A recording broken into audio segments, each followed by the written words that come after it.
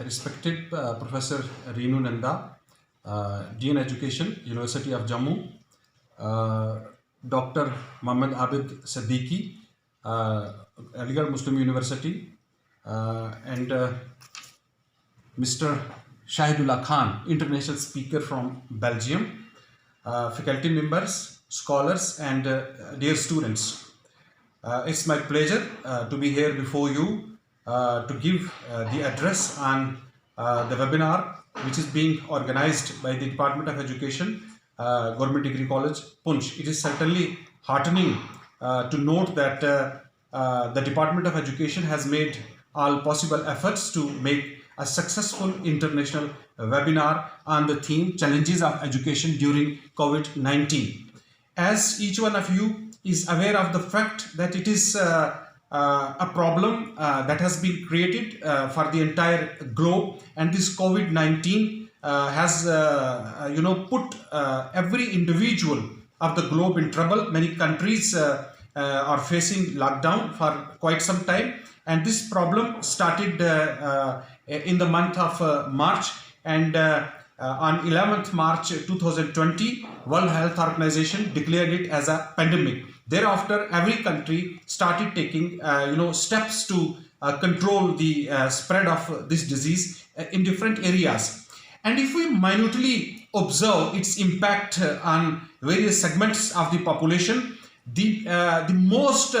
affected population is that of the students from the universities, colleges, and different schools all over the globe. As we know that millions of the students have been enrolled in different universities, colleges, and the schools all over the globe, and India is a big country where we have got plenty of students who are already enrolled there in the colleges and universities. But it is also heartening to note that despite all those efforts, many of the students were already out of the purview of university education or college or school education because of certain constraints which they have been facing over a period of time. But now, due to COVID-19, additional restrictions have been imposed as the students at different levels are locked in their houses, and they have been detached from the active sources of learning which were their universities, colleges, and the schools, especially in the classroom teaching. Now the only possible option left with the administrators and with the departments of education at different levels was to continue the process of education through online mechanism. And as a result of that, the teachers started communicating with the students through the Google Classroom, through the WhatsApp, and through other means like telephone calls and other sources which were available at their disposal to communicate that knowledge. Certainly, it was an excellent effort being made by the teachers all over the globe, and especially here in India, which is just a developing country. But if we minutely observe that though the teachers have definitely tried to reach out to the students through these modes and mechanisms by preparing the notes and sending it directly to the students, by also communicating and clearing their doubts as they were asking questions through WhatsApp groups, through Google Classrooms, and putting their queries and getting the right kind of answers from their teachers. But if we minutely observe it, we find that despite all these efforts, large number of students are still out of the purview of this mechanism, as they have been divided and segregated into two categories. One, those who are in possession of the laptops, who are in possession of the advanced modes of mobile systems, the Android mobile systems, and other internet system that is available with them because they belong to higher income strata. But there is a huge chunk of the students' population who are unable to afford the laptops, who are unable to afford the costly Android phones and the internet, and in many areas it has been observed that even the telephone connections are not available, the mobile network is not available. So despite the efforts, many of the students are definitely getting the education, but many more are there who are unable to get it. Now it becomes imperative to devise and plan the strategy on one side to minimize the impact of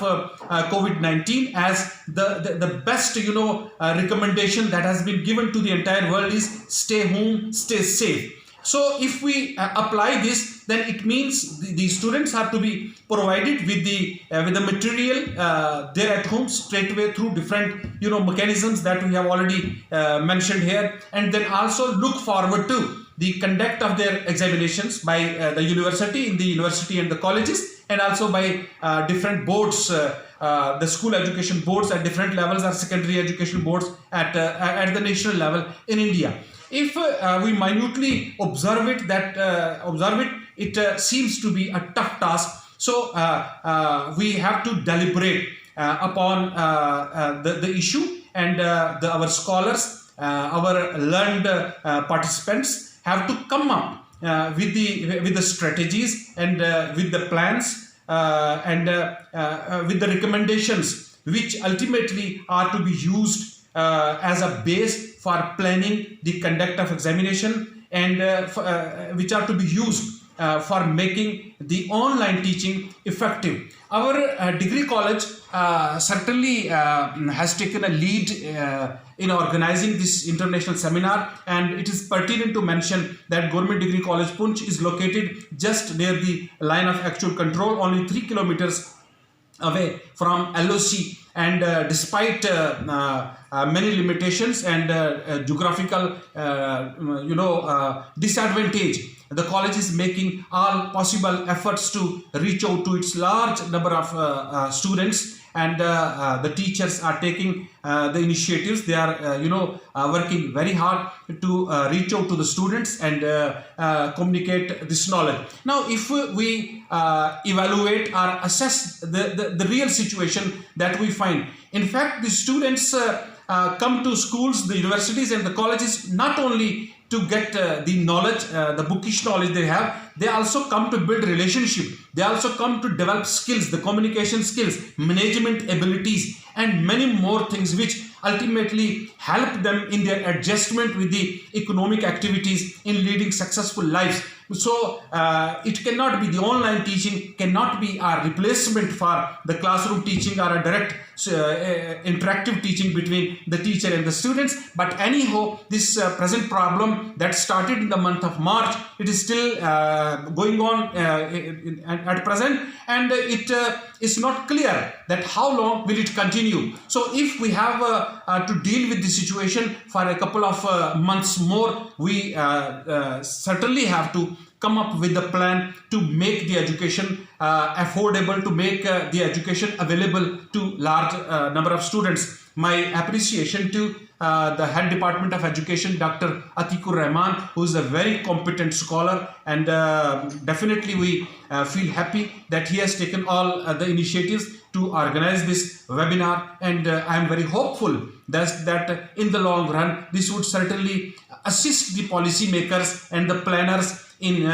in devising the strategy on one side to reach out to the students and make this online teaching learning successful, and on the other side also assist the policy makers to plan the possible mode of the examination at the university level as well as at the secondary level, which are the examinations which are being conducted by the board. So we have to come up with our recommendations, with the suggestions which ultimately are expected to contribute towards the successful online teaching learning process, and also come up with the steps which are to be initiated by the institutions, the universities, colleges and the schools, and the steps which are to be undertaken by the Department of Higher Education, by the university authorities, and by the school education authorities, and also the administrators at different level in the schools, in the high schools, in the higher secondary schools, and at lower level, so that despite the impact of this COVID-19, we are able to reach out to our students and make our teaching learning successful. Thank you very much.